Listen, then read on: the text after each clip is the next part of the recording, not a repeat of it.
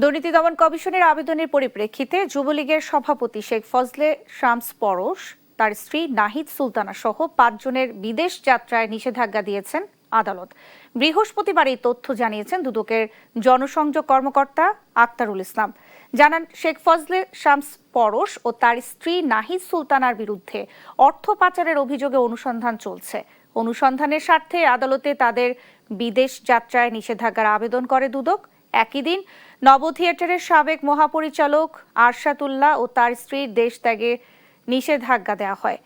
তাদের বিরুদ্ধে অবৈধ সম্পদ অর্জন ও অর্থ পাচারের অভিযোগ অনুসন্ধান করছে কমিশন।